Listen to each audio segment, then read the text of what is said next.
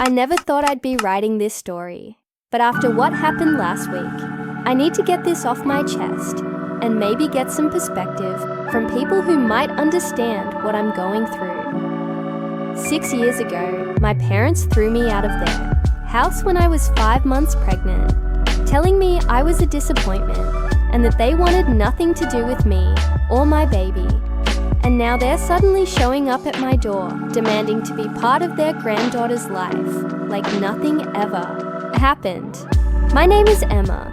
I'm 25 years old now, and I'm a single mom to the most amazing 6-year-old daughter named Lily.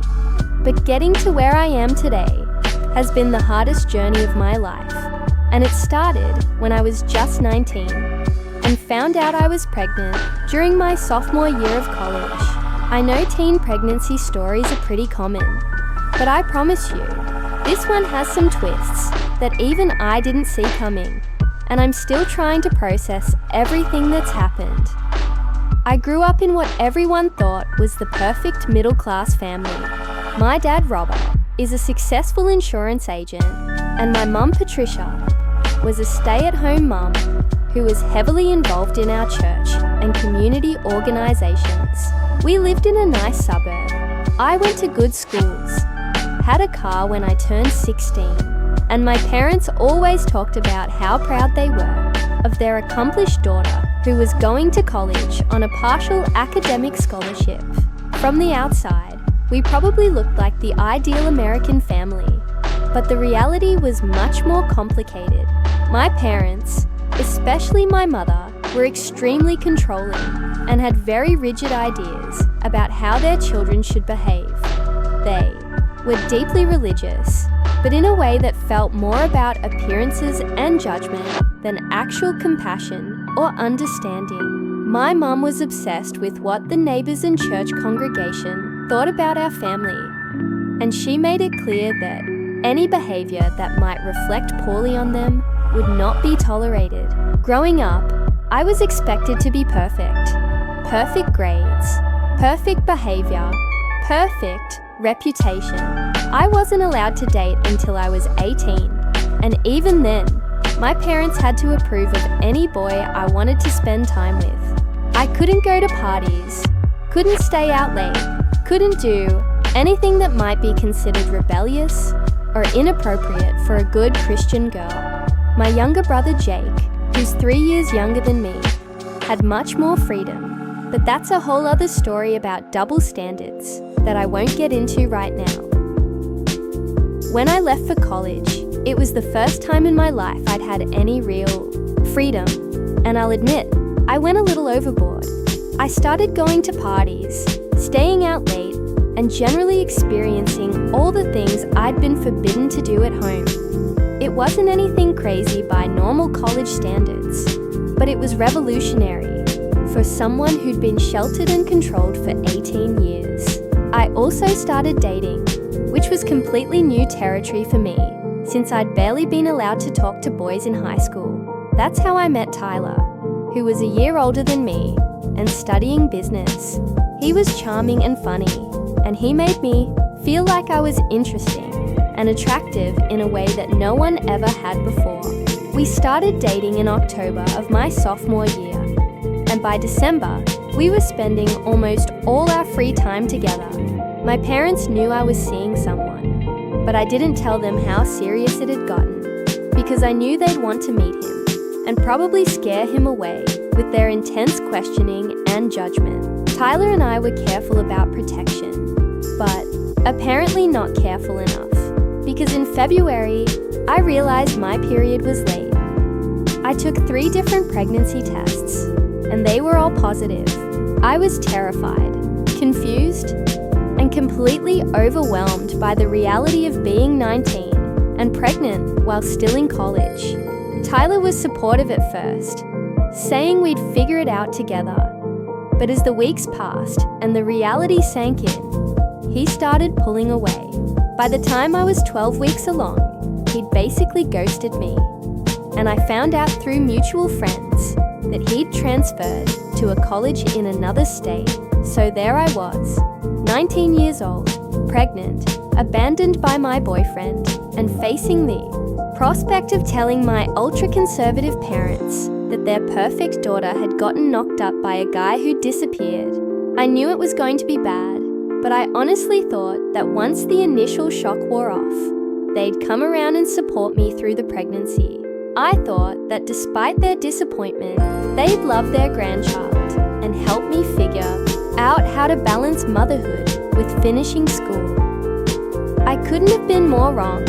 I waited until I was almost 5 months pregnant to tell them, partly because I was terrified, and partly because I kept hoping Tyler would come back and we could present a united front. But by May, I was showing and couldn't hide it anymore, especially since I'd be home for summer break.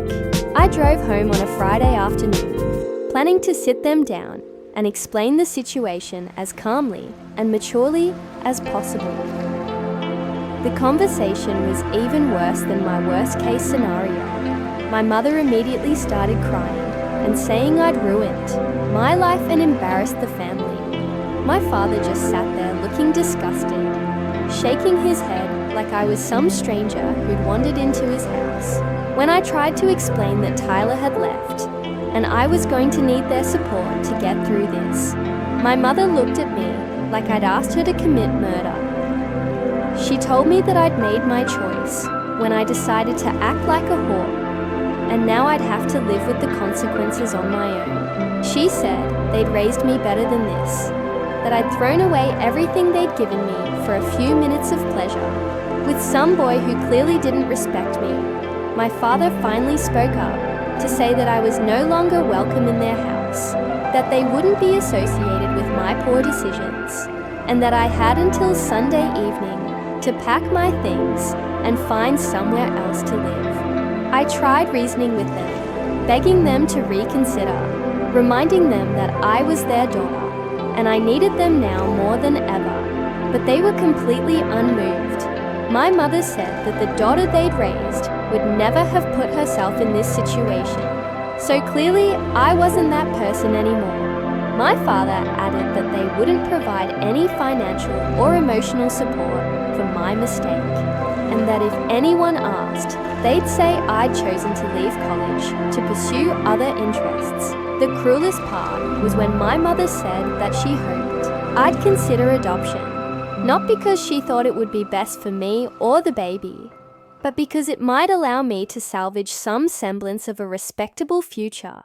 She said that if I gave the baby away and got my life back on track, maybe in a few years we could rebuild our relationship.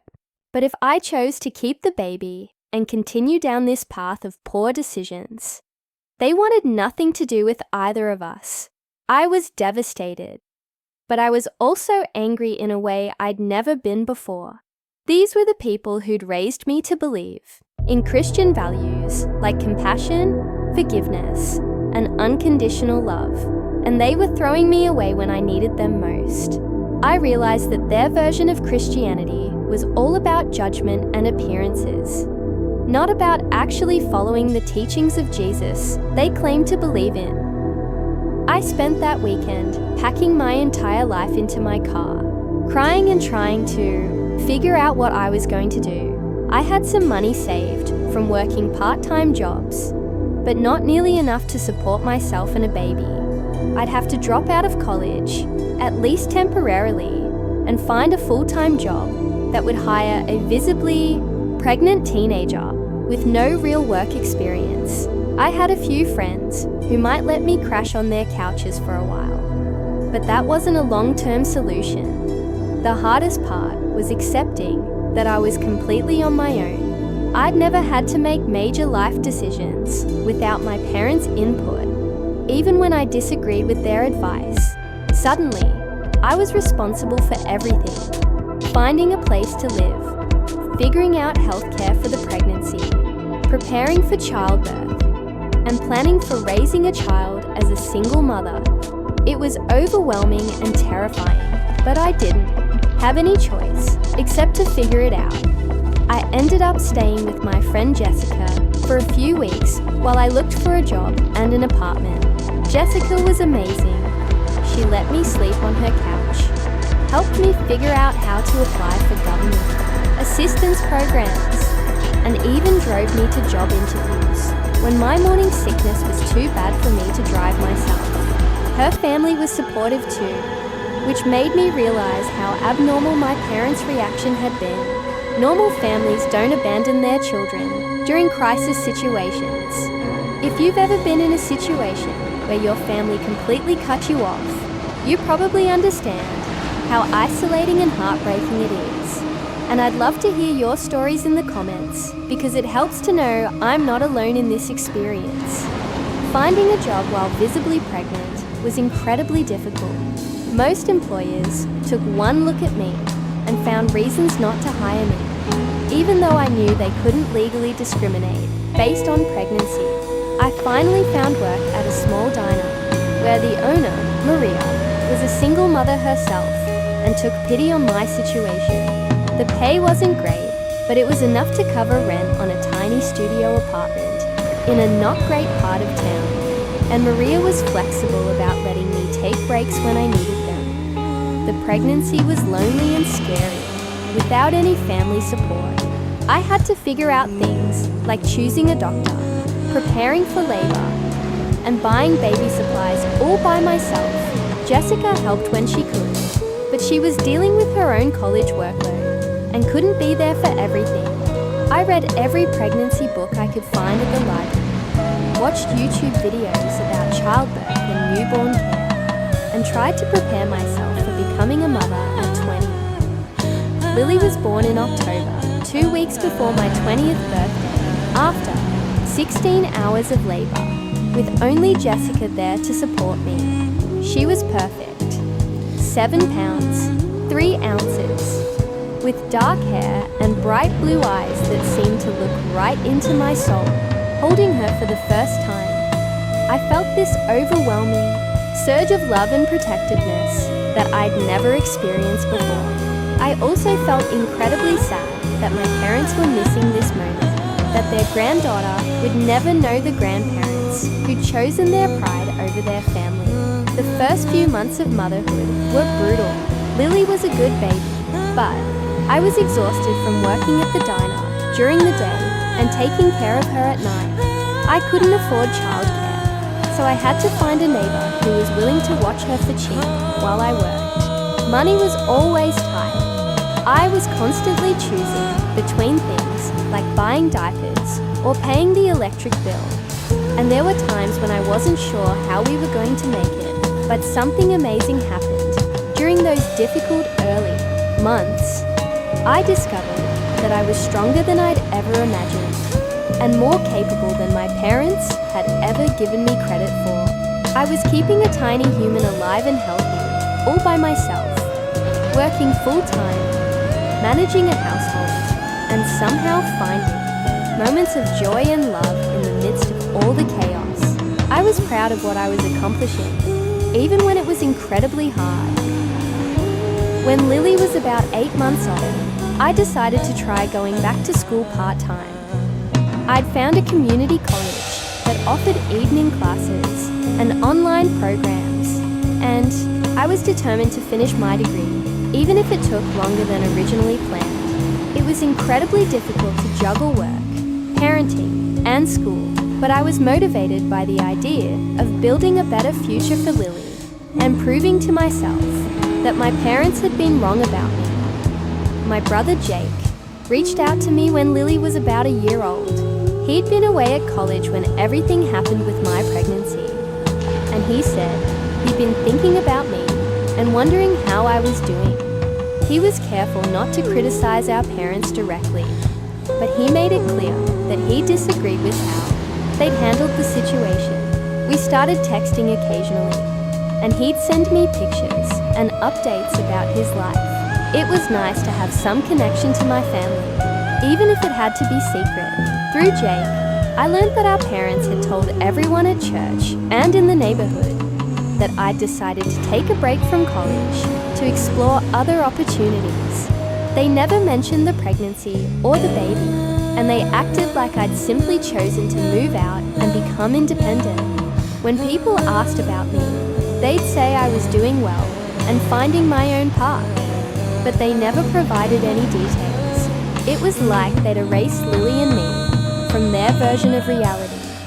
This hurt in a different way than the initial rejection had. At least when they threw me out, they were acknowledging that I existed and that their granddaughter existed, even if they disapproved of us. But pretending we didn't exist at all felt even more cruel, like we were so shameful that we couldn't even be mentioned as a cautionary tale. Over the next few years, I slowly built a life for Lily and myself that I was genuinely proud of. I finished my associate's degree and then transferred to a 4-year university to complete my bachelor's in social work. I found better jobs, eventually landing a position at a non-profit organization that helped other young mothers in situations similar to what I'd experienced. We moved to a better apartment, and I was even able to start saving a little money for emergencies. Lily grew into this amazing little person who was smart, funny, and incredibly resilient. She never questioned why she didn't have grandparents like some of her friends did, probably because she'd never known anything different. We had our own little family traditions, and we were happy together. I dated occasionally, but I was very careful about introducing anyone to Lily, and I never found anyone who seemed worth disrupting our peaceful life. My relationship with Jake grew stronger over the years, though we still had to keep it secret from our parents. He'd visit us sometimes when he was home from college, and he absolutely adored Lily. She called him Uncle Jake, and he spoiled her with gifts and attention whenever he could. He kept asking me when I was going to forgive our parents and try to rebuild that relationship, but I always told him that the ball was in their court. They were the ones who'd made the choice to cut us off, so they'd have to be the ones to reach out if they wanted things to change. Jake graduated from college last year and moved back to our hometown to start a job at a local marketing company.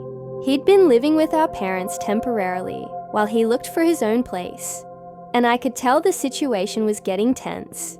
He wanted to talk about me and Lily, but our parents refused to acknowledge our existence.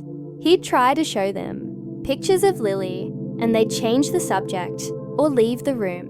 It was putting a strain on his relationship with them, which made me feel guilty, even though I knew it wasn't my fault. Everything changed 3 weeks ago when Jake had what he described as a massive blowout fight with our parents. Apparently, he'd been pushing them more and more to at least acknowledge that they had a granddaughter, and they'd been getting increasingly annoyed with his refusal to drop the subject. The fight happened when our mother made some comment about how Jake needed to focus on his own future instead of worrying about people who'd made poor life choices. Jake told me he lost it at that point and said some things he'd been holding back for years. He told them they were hypocrites who preached about Christian love while abandoning their own daughter and granddaughter. He said they were missing out on knowing an amazing little girl because of their pride and judgment. He told them that I'd built a successful life despite their lack of support, and that Lily was smart and wonderful and everything they should want in a granddaughter. According to Jake, our mother started crying and saying that she'd missed me every day for the past 6 years, but didn't know how to reach out after so much time had passed. Our father apparently got defensive and said they'd made the right choice, given the circumstances, but that maybe now that I'd proven I could take care of myself, they could consider rebuilding the relationship. Jake said the whole conversation was emotionally intense and confusing, with lots of tears and accusations and years of suppressed feelings coming to the surface. The other thing I keep thinking about is what example I want to set for Lily about forgiveness, family relationships, and standing up for yourself when you've been hurt. I want her to understand that people who love you don't abandon you when things get difficult, but I also want her to know that people can change and that relationships can be repaired, if everyone is willing to do the work. I'm not sure I'm modeling either of those lessons very well right now. I've been trying to figure out if there's a middle ground that would allow my parents to have some kind of relationship with Lily while still protecting us from potential disappointment or drama. Maybe very limited, structured contact that doesn't require me to pretend that everything is fine between us, or that their behavior 6 years ago was acceptable. Maybe holiday visits or birthday cards, something that acknowledges the family connection without creating expectations for a close, ongoing relationship.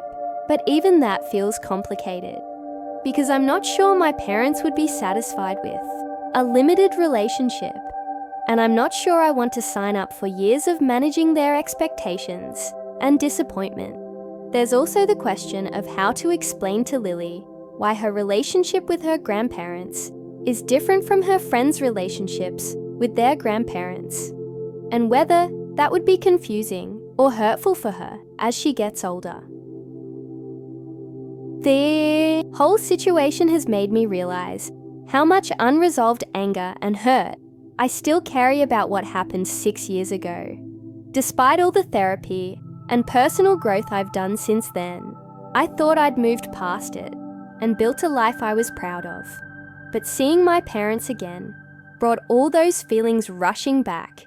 I'm angry that they missed Lily's first steps, her first words, her first day of school, her first lost tooth, all because they chose their pride over their family. I'm angry that they thought they could just waltz back into our lives when it became convenient for them, without fully acknowledging the pain they'd caused, or proving they'd really changed. But I'm also tired of being angry, tired of carrying around all this hurt and resentment. It's been 6 years, and holding on to these feelings isn't helping me or Lily. Maybe the real question isn't whether my parents deserve forgiveness, but whether I deserve to let go of this burden and move forward with whatever kind of relationship might be possible. I've been talking to other single mothers in similar situations, and their experiences have been all over the place. Some have successfully rebuilt relationships with family members who initially rejected them, and they say it was worth the effort for their children's sake. Others have tried to reconcile and ended up getting hurt all over again when their family members proved they hadn't really changed. There doesn't seem to be a right answer that works for everyone. What's been helpful is hearing from adult children who grew up in similar situations and getting their perspectives on how family estrangement and reconciliation affected them. Most of them say that what mattered most wasn't whether they had relationships with all their extended family members, but whether they felt loved and secure with the family they did have. They appreciated parents who protected them from toxic or unreliable relatives, even when that meant missing out on some experiences other kids had. That gives me some confidence that prioritizing Lily's stability and emotional security over my parents' desire for immediate access is the right choice, even if it means disappointing them or missing opportunities for reconciliation. She's thriving in our little family of 2, and I don't want to jeopardize that for people who might disappear from her life again if things get difficult enough. At the same time, I recognize that this situation is complicated for everyone involved, and that there might be room for some kind of relationship that works for all of us if we can find the right approach. My parents are human beings who made a terrible mistake when they were scared and overwhelmed, and maybe they genuinely want to make amends and be better people going forward. Maybe there's a way to honor that desire while still protecting Lily and myself from potential harm. I think what I've decided is that I'm willing to continue having very limited contact with my parents, but only if they can accept that rebuilding our relationships will be a long, slow process that happens on my terms. They'll need to prove through consistent actions over time that they're committed to being in our lives for the right reasons, not just when it's easy or convenient for them. They'll need to respect my boundaries as Lily's mother and accept that I get to decide what's best for her based on my own judgment and experience. If they can't accept those conditions, then I think it's better for all of us if they stay out of our lives entirely. Lily and I have built something beautiful together, and we don't need anyone in our lives who isn't fully committed to supporting and cherishing what we've created. We've proven that we can be happy and successful on our own, and will continue to be fine, whatever happens with this situation.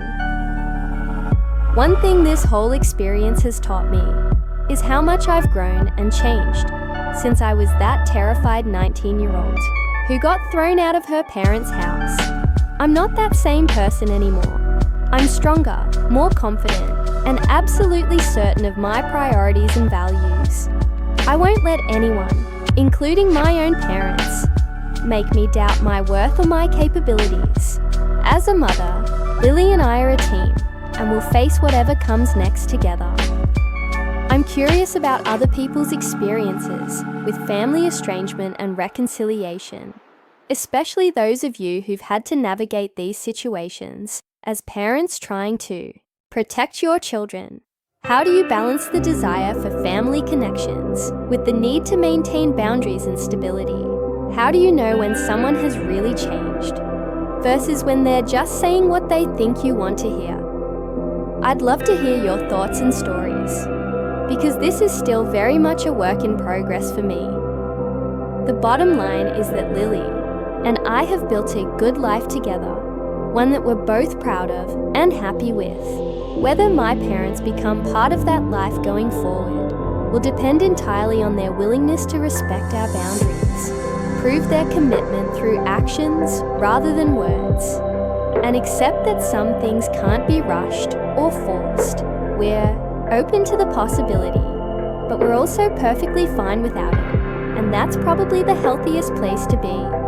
But just as I was starting to think that maybe this reconciliation could work, everything went sideways in a way that reminded me exactly why I'd been so cautious about letting my parents back into our lives.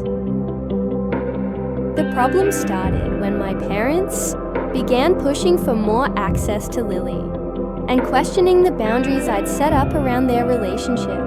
They wanted to have her over to their house for visits without me there, which I wasn't comfortable with yet, given how new this relationship was.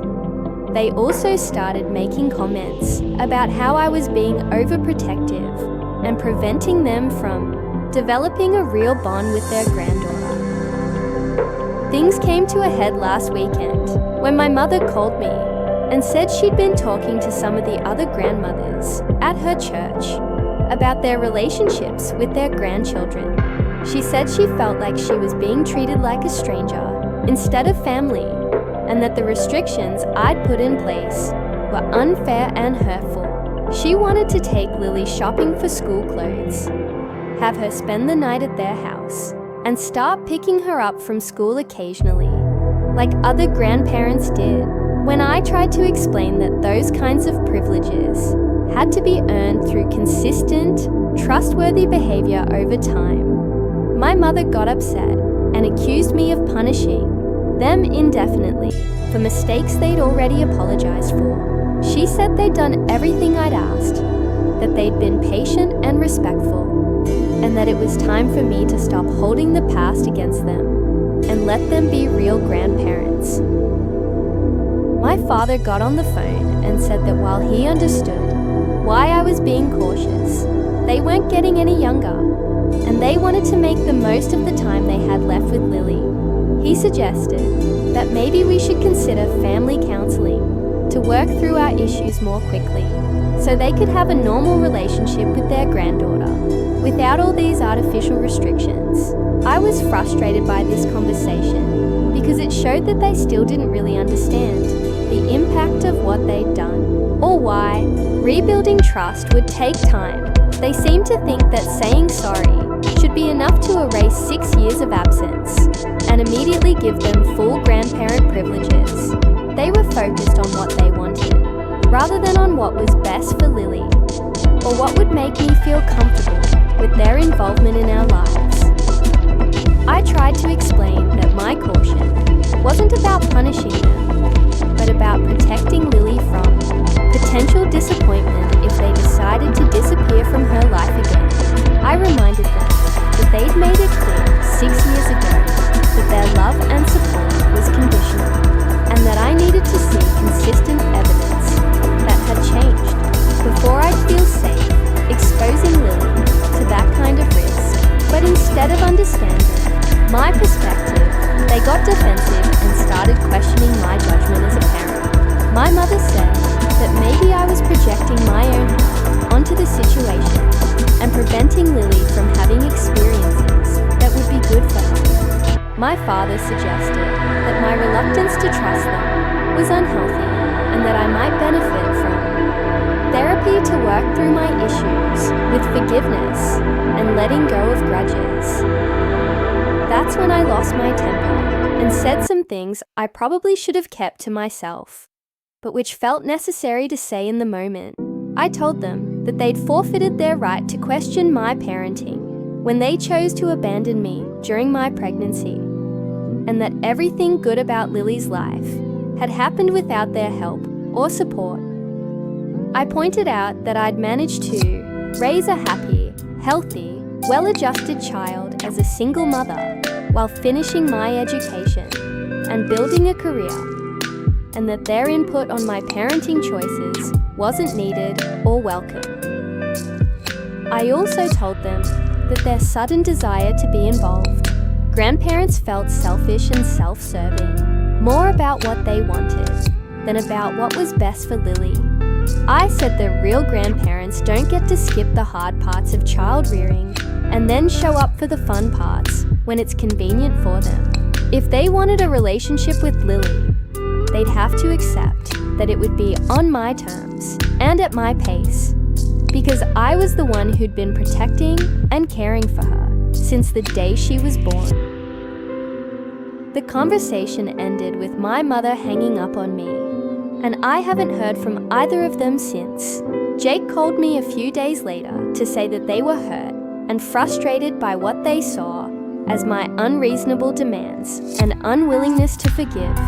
He said they were reconsidering whether trying to build a relationship with Lily was worth the emotional stress I was putting them through. Part of me was relieved to hear that they might back off, because managing their expectations and demands had been exhausting. But part of me was also disappointed that they were already threatening to disappear again when things got challenging, which kind of proved my point about why I'd been so cautious in the first place. If they couldn't handle a few reasonable boundaries and a gradual relationship building process, how could I trust them to be stable, consistent presences in Lily's life?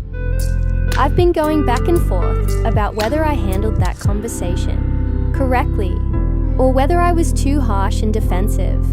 My therapist thinks I was reasonable to set boundaries and stick to them, and that my parents' reaction shows they still don't fully understand the impact of their original decision. But Jake thinks I was too unforgiving and that I missed an opportunity to rebuild our family relationships. The thing is, I'm not opposed to forgiveness or reconciliation, but I think those things have to be based on genuine understanding and changed behavior, not just regret about missed opportunities. My parents seem to want the benefits of being grandparents without fully accepting responsibility for the choice they'd made to cut us off in the first place. They wanted to fast-track their way back into our lives without doing the hard work of rebuilding trust and proving their commitment. I keep thinking about what's best for Lily in all of this, because ultimately, that's what matters most to me. She's been happy and secure in the life we've built together, and I don't want to disrupt that unless I'm confident that adding grandparents to the picture would genuinely benefit her. Right now, My parents feel more like additional stress and drama than like positive additions to our family. But I also wonder if I'm being too protective. If maybe I'm letting my own hurt feelings prevent Lily from having relationships that could be good for her. She seemed to enjoy spending time with my parents during those few meetings. Even if she wasn't particularly attached to them, maybe with time and patience, they could become people who'd add value to her life. Even if our adult relationships remained complicated. The most frustrating part was that they kept talking about Lily like she was this abstract concept, rather than a real person with feelings and opinions of her own. They assumed she'd be excited to suddenly have grandparents appear in her life, without considering that she might be confused, scared, or resentful about the situation. They seemed to think that because she was only 6, she wouldn't understand or remember the complications of how this relationship was starting.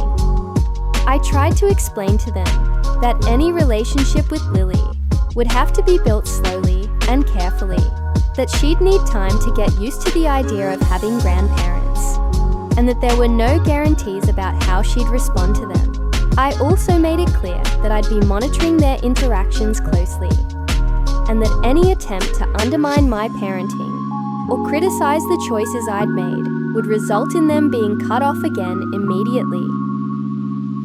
They agreed to these conditions, though I could tell they were frustrated by what they saw as unnecessary restrictions.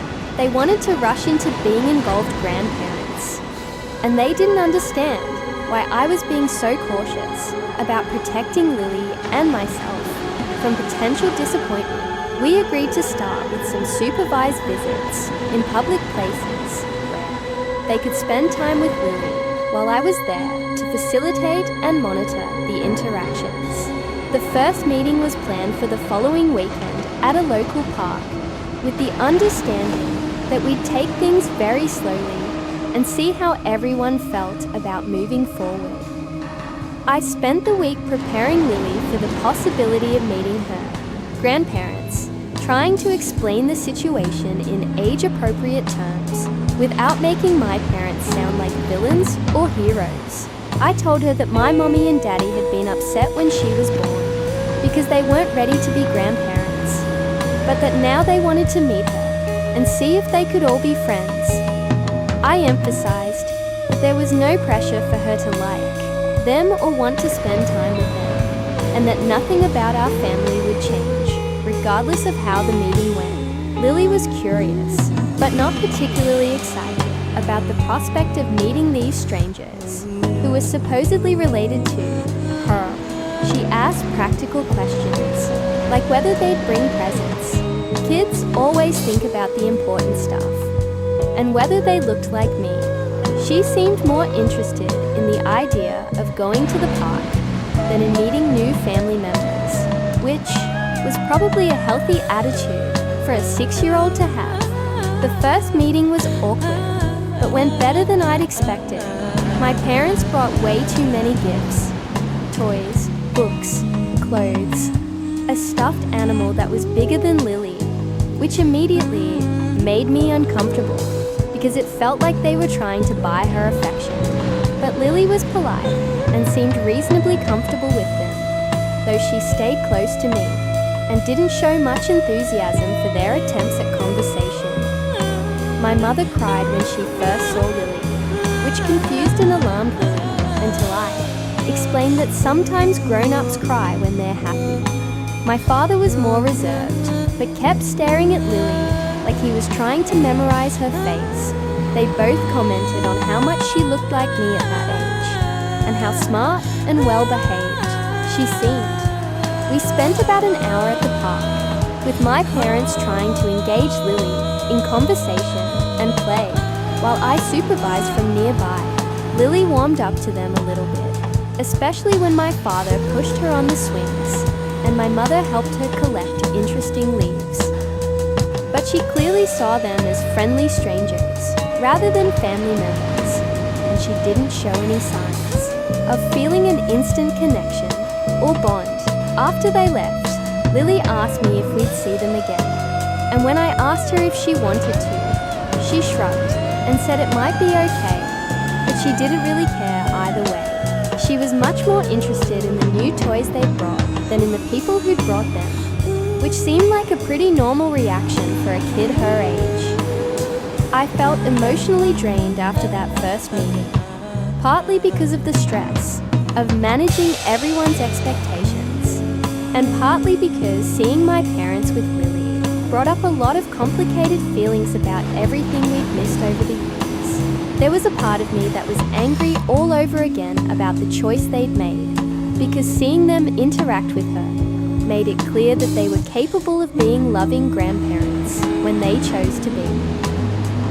We had 2 more meetings over the following weeks, and each one went a little bit better than the previous one. Lily became more comfortable with my parents, and they started to relax and act more naturally around her. My mother brought homemade cookies to one of the meetings, and Lily was impressed that her grandmother knew how to bake. My father brought a children's book that had been one of my favorites when I was little, and Lily enjoyed hearing him read it to her. The result of this fight was that our parents decided they wanted to meet Lily and try to establish a relationship with both of us. Jake called me the next day to tell me about the conversation and to ask if I'd be open to seeing them. He said they seemed genuinely remorseful about the way things had gone, and that our mother in particular seemed desperate to make up for lost time with her granddaughter. I was completely caught off guard by this development. For 6 years, I'd built a life based on the assumption that my parents would never be part of it. And suddenly, they wanted to waltz back in like nothing had happened. I was angry that they thought they could just decide when it was convenient for them to be grandparents, without any acknowledgement of the pain they'd caused, or any real apology for abandoning us when we needed them most. But I was also curious about whether people could really change, and whether there might be a way to build some kind of relationship that would be good for Lily. She'd been asking more questions lately about why she didn't have grandparents like her friends did, and part of me wondered if maybe this could be an opportunity to give her something I'd thought she'd never have. I told Jake I needed time to think about it, and I spent the next week going back and forth about what to do. I talked to my therapist, who I'd been seeing on and off since Lily was born, to help me process everything that had happened. She helped me think through what I'd want from a reconciliation, what boundaries I'd need to set, and how to protect both myself and Lily from potential disappointment if things didn't work out. I finally decided that I was willing to meet with my parents, but only under very specific conditions. I told Jake that any meeting would happen in a public place, that I'd bring a friend for support, and that they'd need to start by acknowledging the harm they'd caused and apologizing sincerely before we could even discuss them meeting Lily. I also said that any relationship going forward would have to be built slowly and on my terms, with clear boundaries about their involvement in our lives. Jake arranged for us to meet at a neutral location, a coffee shop in a town about halfway between where I lived and where they lived. I asked Jessica to come with me for moral support, and I spent the entire drive there, feeling like I might throw up from nervousness. I hadn't seen my parents in over 6 years, and I had no idea what to expect from this conversation. They looked older than I'd expected, especially my mother, who seemed to have aged more than the 6 years that had passed. They both looked nervous and uncertain, which was different from how I remembered them. Growing up, my parents had always seemed so confident and sure of themselves, but now they looked almost fragile. The conversation started awkwardly, with lots of small talk about how I looked good and how grown up I seemed. But I'd prepared for this, and I wasn't going to let them avoid the real issues by pretending this was just a casual family reunion. I told them that if they wanted any kind of relationship with me or Lily, we needed to address what had happened 6 years ago. and why they thought it was acceptable to abandon their pregnant daughter. What followed was one of the most emotionally difficult conversations of my life. My mother cried almost the entire time, saying over and over that she was sorry and that she'd regretted their decision almost immediately. She said she'd been scared and ashamed and didn't know how to handle the situation. So she'd reacted based on what she thought other people would expect, rather than what was right for our family. My father was less emotional, but seemed genuinely remorseful. He admitted that they'd been wrong to cut me off, and that they'd let their pride and fear of judgment override their love for me. He said he'd watched other families deal with unplanned pregnancies in supportive ways over the years, and it had made him realize how badly they'd handled our situation. But here's where things got complicated, and why I'm still not sure what to think about all of this. As we talked more, it became clear that their desire to reconnect wasn't entirely about missing me or feeling bad about what they'd done. A big part of their motivation was that they were getting older and starting to think about their legacy, and they didn't want to die without knowing their granddaughter. They'd also been dealing with judgment from some people in their community who'd found out the truth about why I'd disappeared, and I think they wanted to be able to show that they were good grandparents after all. My mother kept talking about all the things she wanted to do with Lily. Take her shopping, teach her to bake, have sleepovers, spoil her the way grandparents are supposed to do. But she didn't seem to understand that she'd forfeited the right to those experiences when she chose to cut us off. She was talking about jumping straight into being a doting grandmother without acknowledging that she'd missed 6 years of Lily's life and had no relationship with her whatsoever.